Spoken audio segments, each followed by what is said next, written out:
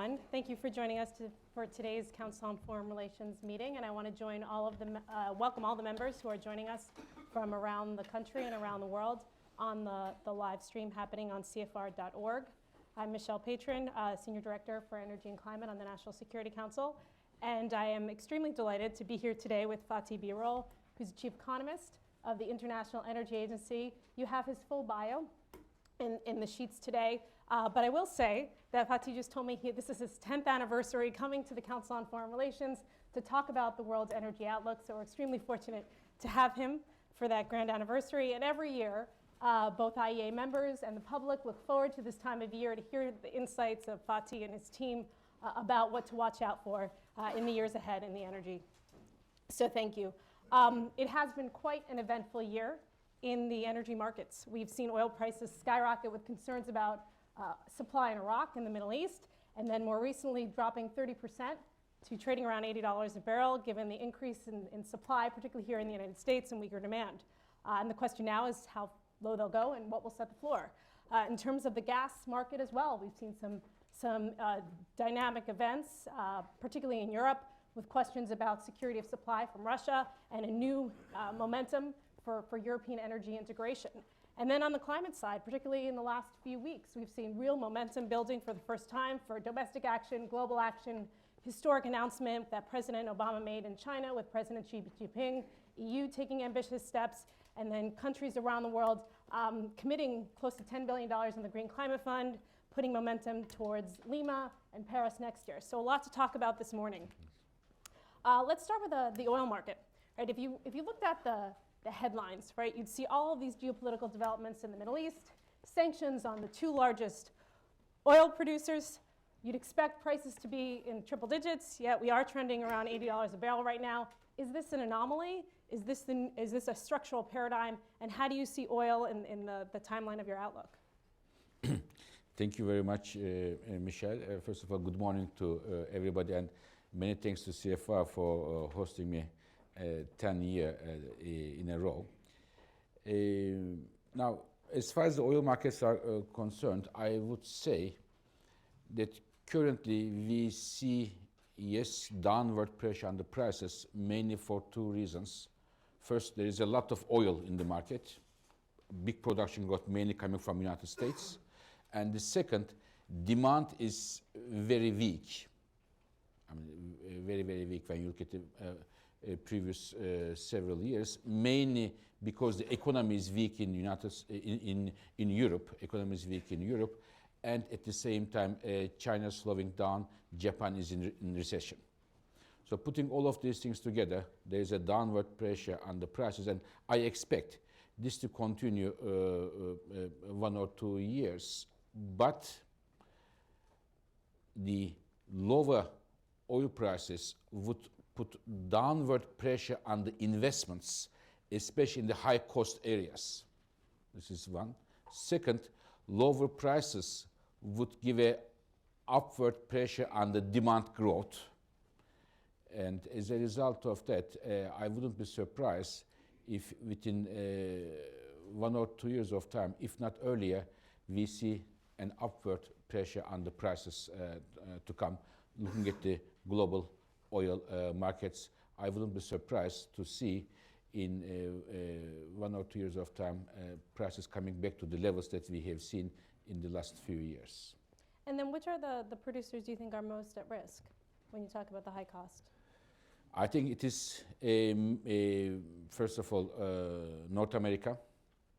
If the prices still continue to go down, I would think that some of the companies may give a second look at their investment plans in North America, including United States. Brazil, because many of the projects in Brazil are financed through cash flows, and the lower revenues may well mean that the Petrobras will have to get more debts, which will make the life even more difficult. So these are the areas which are going to have some challenges. And Russia, in addition to the sanctions with the lower prices, may well also see some serious challenges in front of it. Very interesting. In reading through the outlook, I thought it was very compelling and interesting that on the power side, globally, you are forecasting a doubling in the entire generation capacity of the world. Yeah. How does that new generation capacity that you foresee coming online differ from what's online today? Where is it going to be built?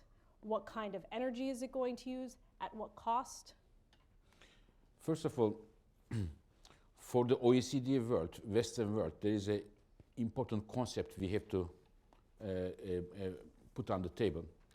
In the OECD world, namely in the United States, in Europe, in Japan, we have to build a lot of new capacity, you mentioned, not because the electricity demand is growing very strongly, but because a big chunk of the existing power plants are going to retire.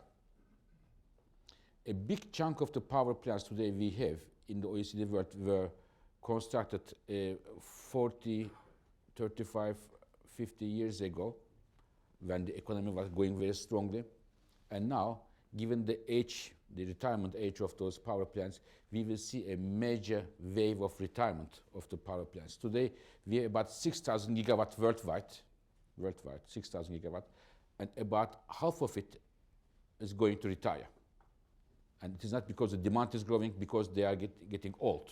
Like power plants are like human beings. They are very strong, they produce a lot of energy, but when they come to a certain level, they retire and they're out of the system. We get rid of them.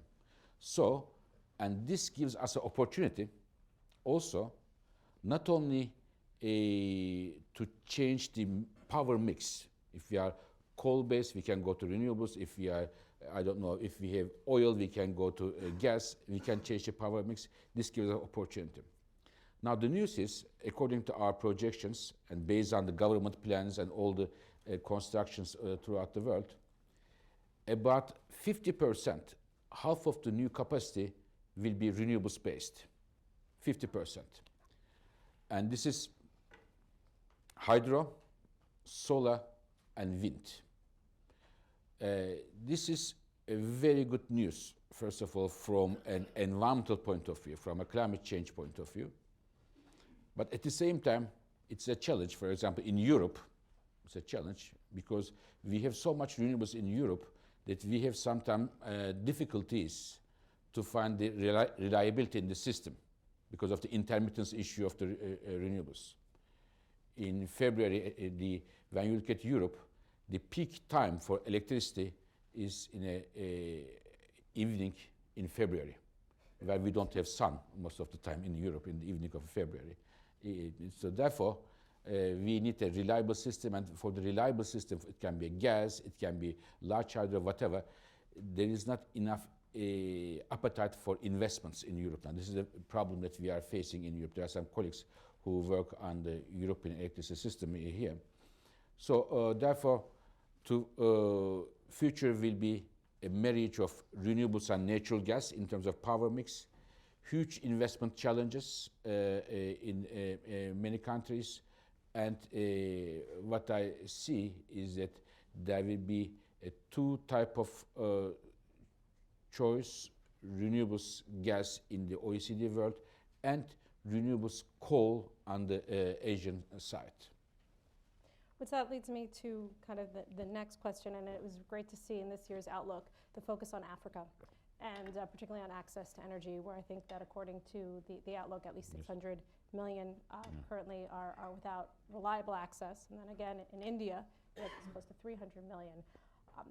How can we accomplish the shared goal of increasing access to energy, but doing so in a low carbon way? That it doesn't need to be a trade-off between the two. Let me tell you something. First of all, about the Africa energy resources. Africa is a very, very rich, energy-rich continent.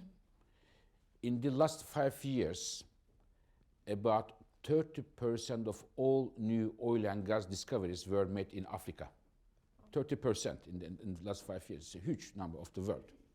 When you get the renewables, huge hydropower potential, wind and solar, 325 days in a year, very strong solar energy coming to Africa. and yet 2 out of 3 African citizens have no access to electricity. This is really an issue for energy, but also for economy, for security in general, right. And leave aside everything, it's for the moral values. It is something horrible, I would say. It means 625 million people have no access to electricity. And without changing the policies, even though many people will gain access to electricity in Africa, strong growth, in 2040 there will be still 500 million people who will have no access to electricity in 2040. Even to think this makes somebody, I think, one rather sad. Now, but what we see is there is an investment coming in Africa, but when we look at the numbers, today, $3 investment in African energy out of $3, $2 are for projects to export the African energy to other countries, $1 only for domestic energy system, for power plants, for transmission lines, and so on. So out of $3, $2 to export the energy and $1 for the domestic energy infrastructure. This will change. And when we look at the projects going on today, they are changing. And my expectation and hope is the following. The bulk of the electrification in Africa will be based on renewable energies, especially in the rural areas. And this is not because of climate change and anything, this is mainly because of the pure economics of it. Because you do not need to build transmission and distribution lines, which are very costly. So mini hydro, solar, wind, they will be the drivers of the electrification in Africa. Of course, in addition to large hydro that we are going to see in many countries. And to be honest with you, there is one development that I would just put somewhere here. Perhaps if CFI invites me 10 years later, we can check if it is right or wrong. This is the following. Africa may well be the first continent, first countries in the world, which is going to realize an economic development on the basis of renewable energies and not coal. When we look at the history, Europe, US, China, their main economic development was based on the coal consumption. I mean, US, we know it, Europe is the same, China is the same, and Africa may make a big use of renewable energies, hydro, solar, and others, to make this happen. And this is very important for Africa and for the rest of the world. Obviously, it's an issue that the U.S. takes very seriously, and President Obama has the Power Africa initiative to double capacity, generating capacity, access to electricity in Africa. And what's been amazing about it since the president launched it in the summer of 2013 has been the financial commitments that have come forward, both with the U.S. government, World Bank, private sector, totaling about $29 billion, willing to work in this cause. So it's very interesting to see the potential that is there. What will be interesting to know is that just Africa specific, or are those things that could also be expanded, particularly on the renewable side, to other areas that don't have power? I think Africa has a huge potential there. Renewable resources are huge when we compare with any other parts of the world. And second, you are completely right. Power Africa is an excellent initiative, gives a kick-off, the start to many projects. But it will depend on whether or not the countries will be able to make use of that. And some countries will make use of that, some not. I believe the future of the African energy will be, at the end of the day, determined by the internal dynamics of those governments, but the initiatives such as Power Africa will be very good. Now, the second part of the world where we see a major excess problem is Asia, India and East Asia, and I'm afraid the coal will be currently, in the current context, coal will be the choice of power because of the cost concerns there. And especially in India today, we have about more than 300 million Indians have no electricity. And what the India will go, which way India is going to choose, will have major implications also for the global trends and for climate change. In the case of Africa, one thing is very, very important to note. Africa's responsibility in the global CO2 emissions are less than 3%. When you look at this from 1900 to today, less than 3%. Almost no responsibility, no sins of Africa at all. But if there's a climate change, Africa will be the continent which will be the punished the worst in terms of droughts, sea level rise, immigration, and changing climate and everything. So it is a very bizarre situation. Even though you are not fault of doing something bad, you are the one who is going to be punished as a result of this thing happening, but done by other people. And we see that happening in throughout most of the poorest in the world, that they're the ones Yes. who are going to be most vulnerable to the impacts of climate. Turning back now to more of the traditional energy and to natural gas, obviously seen the developments over the last few months, in the last year really, in Europe, and experiencing basically another energy crisis, the cutoff of Russian gas to Ukraine this summer, and some lower supply volumes going to Eastern Europe. How do you see this playing out in Europe? Is this an opportunity? How do you see Europe taking advantage of building a more flexible and diverse both gas and energy system? I think what happened between Russia and Ukraine this year, we have seen this movie before 2 times. It is like a Rocky 1, Rocky 2, Rocky 3. We have I liked it. 2006, 2009, and this year. So, and this is, I think, but we are now there, that the world, especially the European leaders are aware that this is an issue, a structural issue now. And what we are seeing is that even though the European gas demand is more or less flat in the next years to come, European gas imports will increase significantly because the European domestic production is going down. Now the question is, how are we going to meet that import growth? Where are we going to get it? This is a big question in Europe.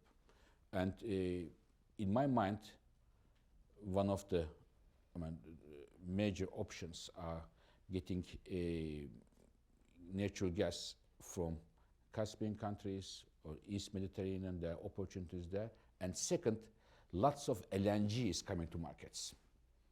Not only the amount of LNG is increasing, but the number of countries that are producing LNG are increasing as well, providing diversification for the European and other importers. And therefore, it may not be a bad idea that the European leaders, when they look at the gas security issues, first of all, I believe they take it seriously now. And if they don't, I think it will be a rather bad news for Europe. If they take the gas security issues seriously for the energy, for the economy, and for their foreign policy, I think it is important to look at the diversification, which I believe should include the new pipeline routes and also the LNG. But if I may say one thing, Michelle, we talk about the oil markets. Prices are going down today, definitely. But this calm in the oil markets, I believe, should not disguise the energy, oil security challenges we have in front of us. When we look at the Middle East today, what is happening in Iraq and elsewhere, gas security, looking at Russia, Ukraine, I believe energy security will move high up in the international policy agenda, and I think the colleagues in the NSC will have a lot of to do in the next months to come, as if we don't have much to do. So we have a lot of to do in the next months to come, because both gas security and oil security, I think they'll be very important issues, not for the energy world, but maybe beyond that. So why don't we kind of continue on that line for a little bit? I mean, what does the forecast say about continued dependence on the Middle East and oil supply? Now, this is one issue that I think we have to make it, we all have to make it understood well. We are seeing a big boom of US oil, which is extremely good news for everybody. Let's say most of the players, not everybody, but most of the people. Why? Because it brings more oil to the markets. Oil security is improved. Downward pressure on the prices, giving a comfort zone for the consumers. This is all very good, and of course very good for the United States. But we should put this in a perspective. the world oil demand will increase in the next 20 years, about 14 million barrels per day. And the United States oil, in terms of the production growth, will be, perhaps the maximum will be enough for its own consumption. There may be some exports here, some imports there. But the United States alone will not be able to meet the global oil demand growth at all. And let's understand this. And we will see some production growth coming from Canada, Brazil, and so on. But we will, especially around 2020s, we will badly need Middle East oil production growth.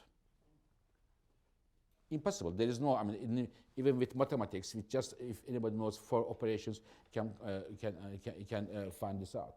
Now, the point is, in order to see a production growth in Middle East in 2020s, you have to invest today. The oil production is not something like you push the electricity button and the light comes out. There is 6-7 years of a lead time of the projects. And today, when we look at the security situation in Middle East, Iraq, one of the most important provinces, Iraq, Libya, other countries, when you look at that, the predictability for investments and the appetite for investments is close to zero. And if this continues like that, and if the geopolitical situation today is a structural situation, many observers believe so, then we may well have some challenges to see a production growth in Middle East around 2020s as a result of lack of investment of today. Also related to oil is the issue that the IEA has been at the forefront on, which is fossil fuel subsidies. Yeah. And pretty striking that as many times as we talk about it, it's still $550 billion annually. Right? We've seen some interesting news over the past few weeks, I would say, that with lower prices, you've seen countries like India, Indonesia, Exactly. Malaysia taking advantage of the situation. You can make the argument of why removing fossil fuel subsidies makes sense, but in practice, we haven't seen as much progress as we'd like. Yeah. What more can we do in this space? Because it's so important for the stability of these countries, even those in the Middle East, particularly those in the Middle East, not just oil producers, but a lot of the oil importers. It's important from a climate perspective. It's important just from a overall fiscal stability perspective. Yeah. Now, you are right. I mean, we, as you know, as the colleagues know here, almost 10 years, very closely and stubbornly we follow this issue, fossil fuel subsidies, and today they are more than $500 billion. And what does it mean, fossil fuel subsidy? It means the governments put the price of oil, coal, and gas for the consumer artificially low. They make it very, very cheap because governments pay the bill instead of the consumers. And the message to their citizens in terms of subsidizing fossil fuels is very simple. Governments tell the citizens, my citizen, please emit CO2 as much as you want. I am going to give the money for you that, so don't worry about this. Or they say, waste your energy, don't worry, I will pay it. It's very cheap, don't worry about it, and use it inefficiently. This is the message, this is the signal given the consumers, and it boosts the CO2 emissions growth, and it also create many inefficiencies. Because if something is too cheap, we human beings tend to use it in a wasteful manner, whatever it is. It is what's happening there. Plus, it chokes off the renewable energies. Because renewable energies already they have difficulties to compete with traditional energy sources such as gas, coal, and others because of the cost. If you put the price of these very low, renewables have big difficulties. I am very surprised that some countries, on one hand, they want to push renewables, on the other hand, they subsidize the fossil fuels. It is a very bizarre way of looking at the energy policies, I personally believe. Bailing out the boat while you still have a hole. Exactly, exactly the same thing. So, but it is also hurting the budget of the governments.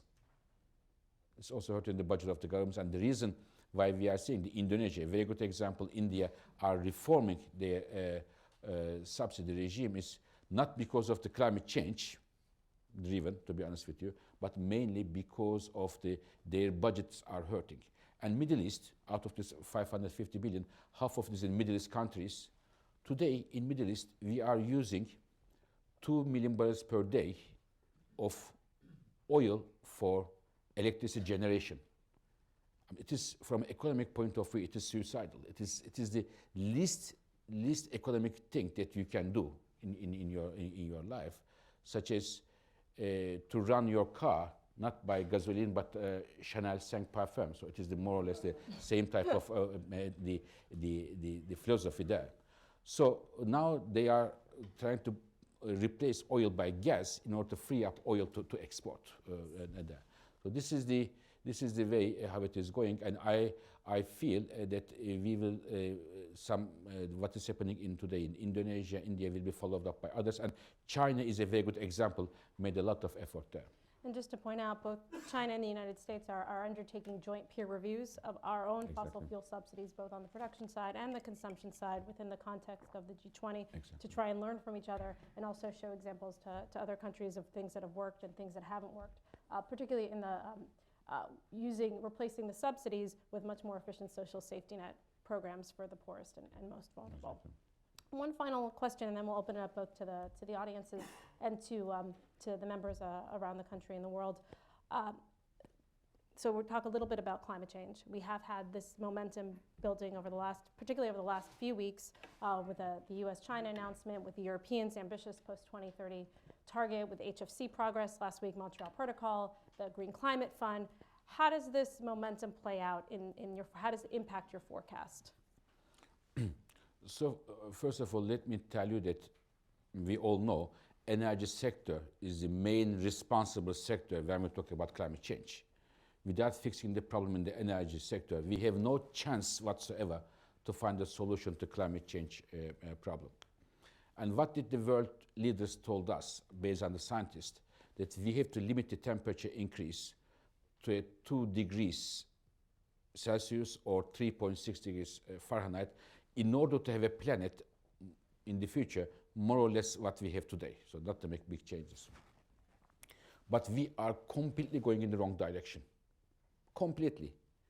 And we are very soon, I believe, if we are not able to get a meaningful result from Paris, we may be very soon say goodbye to the lifestyle we had since several centuries here. This is because we are looking in our future. Therefore, Paris is extremely important to get a agreement, to get a signal from there. So in that context, I believe US-China joint commitment is of historical nature for 3 reasons. One, in terms of numbers, these 2 countries make 45% of the emissions, plus Europe, which did a few months ago a major commitment, 15%. It means 60% of the emissions. You have a political will at the highest level that we are going to address the climate change. This is in terms of numbers. Second, I think even perhaps more importantly, this injects a badly needed political momentum on the way to Paris. It will be very difficult for other big emitters not to be part of a group of countries which are led by US, China, 28 European countries who are trying to find a solution, one of the most important challenges that the humankind faces today. It will be very difficult to find excuses not to be part of this coalition through Paris. So a political momentum is extremely important. Third, China. I think it is very important what the US is going to do, but the China, for the first time, acknowledging the climate change targets is extremely important. Again, in Europe, I believe in the United States, in Japan, many people have been saying, so we can make efforts to reduce the CO2 emissions, but China is the biggest emitter. If they don't move, why should we move alone? And this is perhaps a genuine thinking, or perhaps it was an excuse not to do anything. But China being a part of this solution together with the United States will slowly but surely remove that very psychological barrier. So as such, I believe with European decision followed by the historical US-China joint statement gives me the hope that we may well get a positive outcome from Paris, which will in turn give a signal to the investors in the energy sector, which can still have the door for 2 degrees or a 3.6 degrees Fahrenheit target alive. So therefore, it was a historical one, I would say. Why don't we open it up to questions? If you have a question, please raise your hand, and if you're called upon, please identify yourself and your affiliation. Right there, in the middle of the room. Yes. Andrew Gunlock from First Eagle. In your forecast of 14 million barrels by 20, which is basically 1 million barrels of demand a year, how much credit do you give to new technologies in refining and the midstream area, especially catalysts and the new refiners being built in India that really have the most modern technology? In the sense that the most bearish argument I've heard on oil, which I have no answer for, is that all of that demand, which is of fuel, not of crude, can be met with new technologies about to come on board, and the crude investment that's needed is much less. I have no answer for that, and I'm curious if you've heard it and what your thoughts are. Why don't we go one at a time right now? Okay. So I would say, first of all, we expect 14 million barrels per day of the demand growth in the next 25 years. And this will be mainly coming from the transportation sector. It means we will need lighter and lighter products. Gasoline and diesel will be the major drivers there. But we may well see, as a result of the what is happening with the NGL in many countries, light tight oil, the role of refineries may be well less pronounced than today. It may go pass by the refineries. It may well go to directly to the consumers in many cases. But we will still, of course, I believe, whatever the technological developments is, under normal conditions, we will still need refineries for many years to come. But the news is most of the refineries will be built outside of the OECD, as we expect, mainly in India, China, and in Middle East countries themselves. Right, and as a follow-up, it'd be interesting to hear, it's not as if we're standing still and we're just having an incremental 14 million barrels or whatever the number is. Exactly. What is the decline rates that you've been assuming in your forecast? This is exactly the one of the most important issues, because we don't need to increase the oil production, not only to meet the oil demand growth, 40 million barrels per day, but more importantly, to compensate the decline in the existing fields, which will be in the next 25 years about 30 million barrels per day. So just to sum up, this is the main thing that I keep on trying to discuss with different colleagues to understand the importance of decline. If we have to produce 3 barrels of oil in the next 25 years, 3 barrels of oil, new production, out of these 3 barrels are 2 barrels to compensate the decline in the existing fields, and 1 barrel is to meet the growth demand. So the decline is much more important than the demand growth itself when it comes to the new production. Okay. Why don't we take the next question? Right here.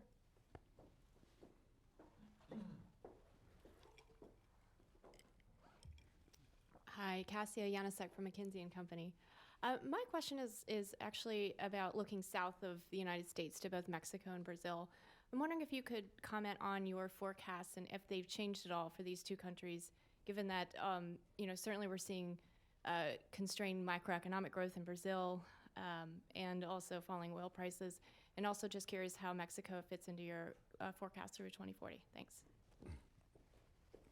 For Brazil, huge offshore discoveries, huge potential, but the question is whether or not Petrobras alone will be able to turn these resources into production in a timely way.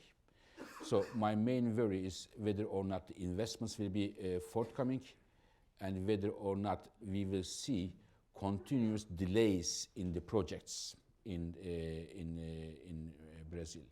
If the prices remain at these levels, $80, and if there's downward pressure, I think Brazil will be one of the areas which will be negatively affected from the prices are going down, because, as I tried to say before, the bulk of the investments are financed through cash flows. And if they go down, we may see some difficulties in Brazil. Now, Mexico is a different story. And in Mexico, if the reform efforts now see the light of the day, if we see a modernization of the hydrocarbon sector in Mexico, we are hopeful that we see a bounce back of the production, oil production, and Mexico may well be seeing an upward trend in the production, and may well be one of the countries that would contribute to the global oil markets in a positive sense. But one thing is important, in fact, two things are important. One is what Michel just mentioned, the issue, the decline rates in the Mexican fields are rather steep, therefore we need technology and capital to flow in very quickly. And second, I think Mexico cannot afford one more time stop and go policy, and not to lose the confidence of the investors once again. So there's a historical chance for Mexico to reform its hydrocarbon sector, get the investment, increase the production, and as such, improve the wealth of Mexico's citizens. Do you mind saying a word about natural gas, either in Mexico or Argentina or the rest of the region, as well as we talked about Asia, we talked about Africa, but Latin America as an engine for growth and demand? Demand is growing in Latin America also very strongly, mainly, of course, coupled with the economic growth. But looking at the current economic situation in Latin America, it will be not fair to say that Latin America will be one of the engines of the global energy demand growth. For in my view, China energy demand growth is slowing down. Unlike the last 10 years, the dragon is slowing down in terms of energy demand growth. India is going to come as a new tiger, and Latin America will be one of the rather medium level of demand growth centers in the world, not one of the forefronts. Great. Why don't we take another question in the back of the room? Greg Charney from Charney Research. I wanted to follow up specifically on India, in fact. You talked about the importance of the US-China Accord on global warming. India, on the other hand, with its fractious democratic politics, seems a lot like our own country, having a lot of difficulty weaning itself off of coal and having a lot of difficulty as well accepting the need for emissions restrictions. So what are your thoughts both about India's energy future and its emissions future? Now, today in India, more than 300 million people, they have no access to electricity. And when we look at the Indian energy resources, coal is definitely one of the important fuels, even though we believe around 2020, India will be the second largest coal importer of the world, coal user of the world, second largest coal user of the world, overtaking United States, right after China. Why? Because it's the issue of price. I can tell you something, not only in India, but in general in Asia, when you look at the LNG price versus coal price, if you want to build a power plant, okay, to produce 1 kilowatt hour electricity in Asia from LNG is 2.1 times more expensive than producing it from coal. I must think 10%, 20%, 2.1 times. It's a huge. So in the absence of that, in the absence of any environmental regulation, any climate policy, then people go and build coal-fired power plants because it is cheaper. Full stop. I mean, you cannot push a country which is extremely poor to go for more expensive options if you don't have the regulations, if you don't have any mechanisms there. So I think, as it stands now, we expect India to use, make more and more use of gas, both their own gas. They have shale gas resources they look at it, and they want to produce their own gas, but import a lot of LNG. Also, India is one of the countries which pushes the nuclear power plants button, but I wouldn't be surprised. The bulk of the new power plants will be coal-based, as it stands now. When it comes to the climate change, I think it is extremely important, when we talk about the US, China, and Europe, to have India, in one way or another, to be a part of this coalition and try to find some political, diplomatic negotiations to bring them together. The US-China deal was, I'm sure, it was not made in one day. It was a long discussions, and I'm sure Michelle knows it very well. She is one of the architects of that deal with China. And with India, we have to find ways to get India also on board, even though India has major challenges today in terms of its own domestic energy problems, to go for the cheapest option, which happens to be the dirtiest option today. I just add a point or two on India. As Fatih mentioned, you have 300 million people who don't have access to electricity, and building out the infrastructure is just too costly. And one of the things that there's a huge opportunity for in India is a lot of off-grid renewables, and it's something that different agencies in the US government are working with.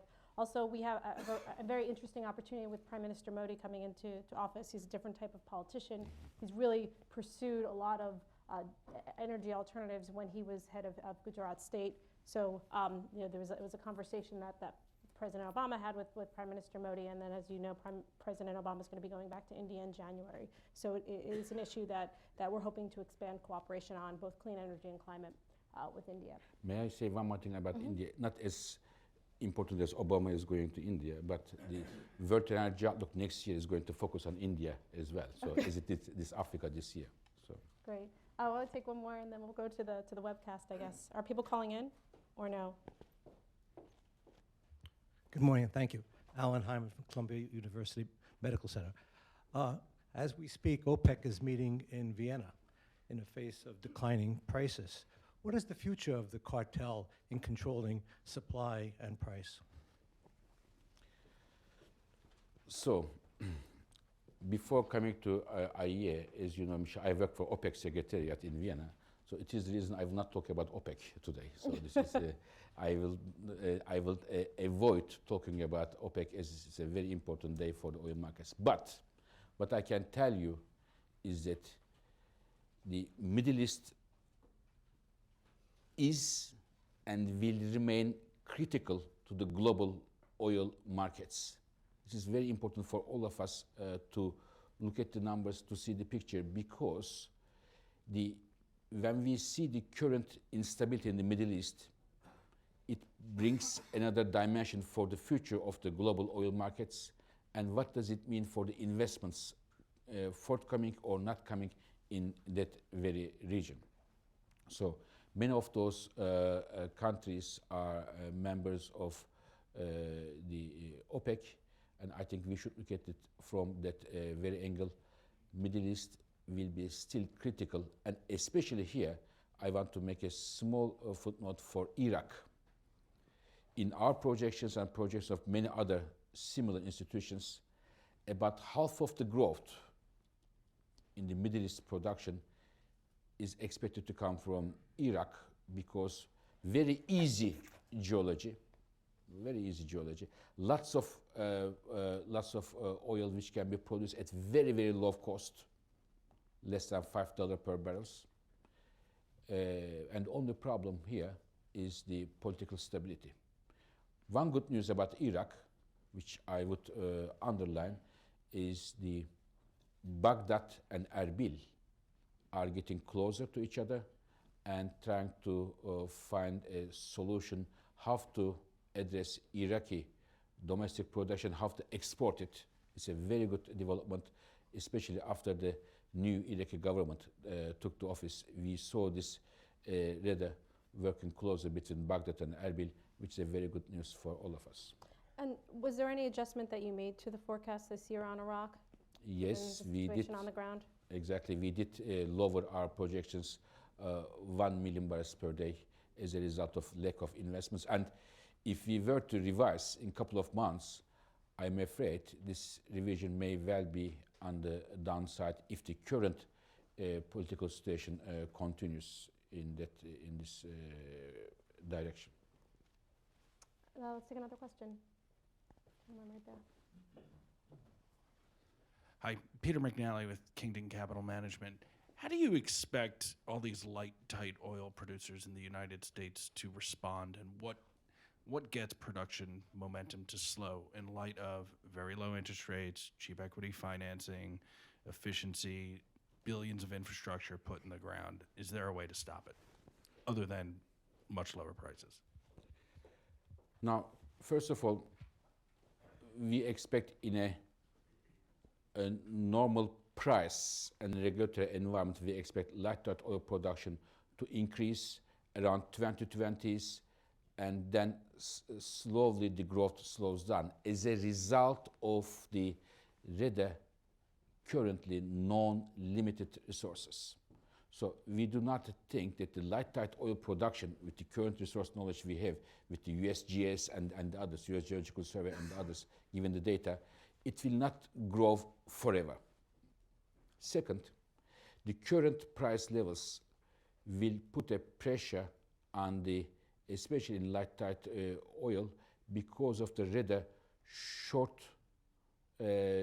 short-term business cycle of the investment cycle of the light tight oil.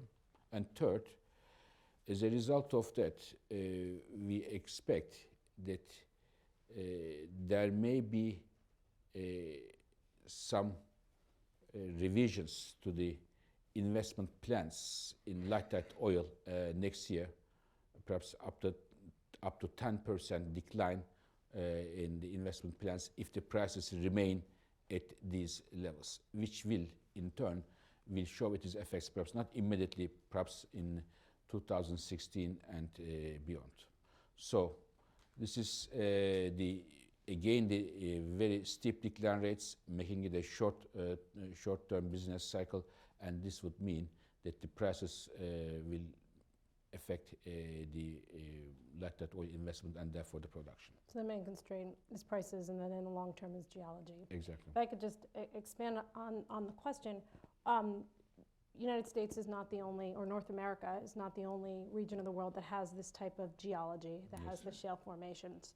What is the outlook, say, about expanding and the development of tight shale, both gas and oil, outside of North America? There are a couple of provinces which has some good potential, such as Argentina. It was in Russia, I say, because the sanctions need to be affected, but and also in Canada. But we do not think that the amounts coming from there will be a major contribution as they stand now. Great. Any other questions in the middle of the room?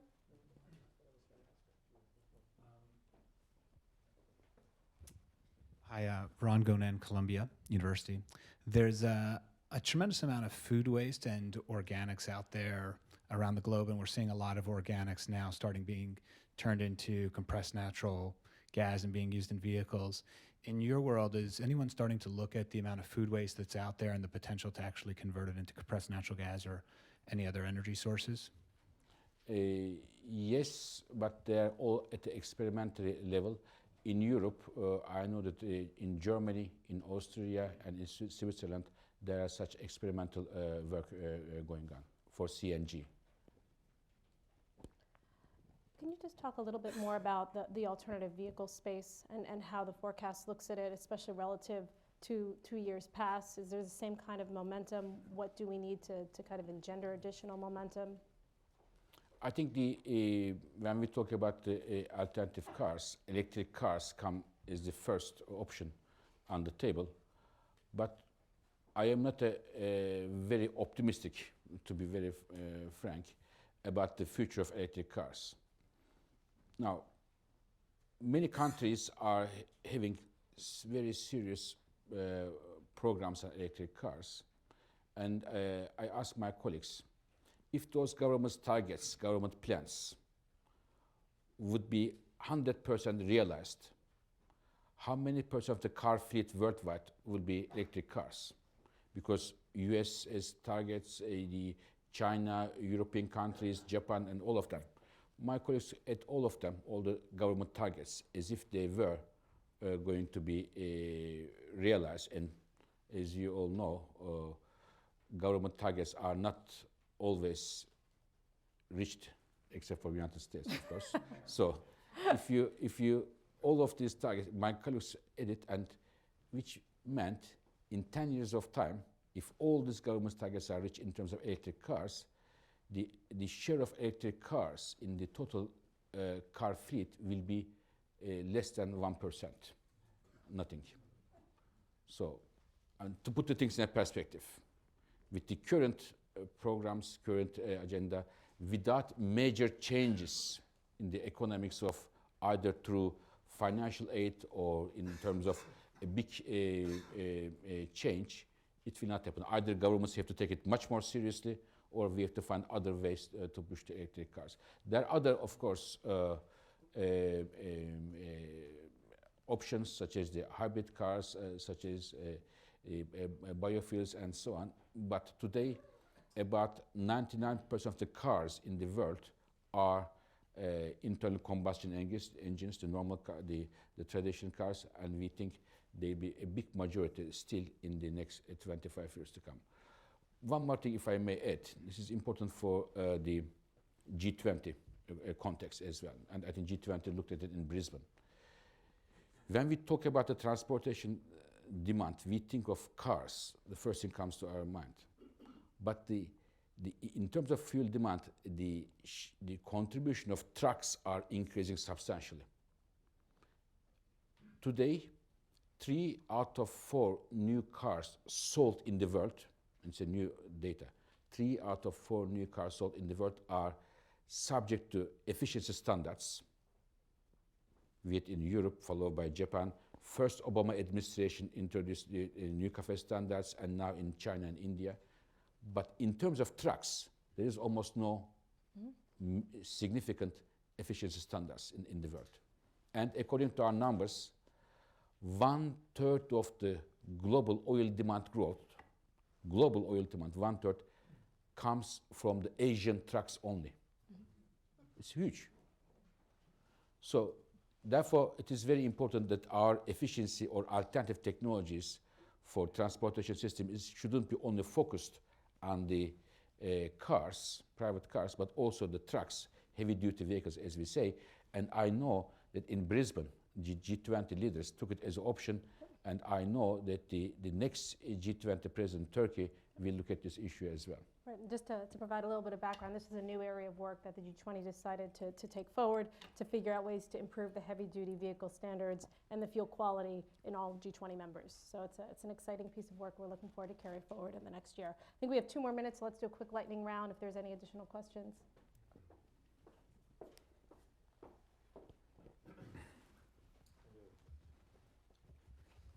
Bob Belfer, Belfer Management.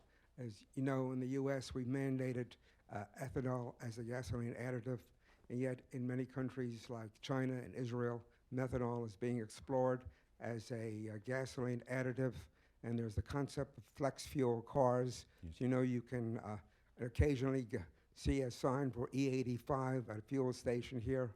What do you see as the outlook for methanol or other gasoline substitutes and the future of flex fuel cars? Future of, you want to get one more question? Okay. Future of flex fuel cars will be mainly depending on 2 things. How the global oil prices will develop and what kind of policies the governments will have.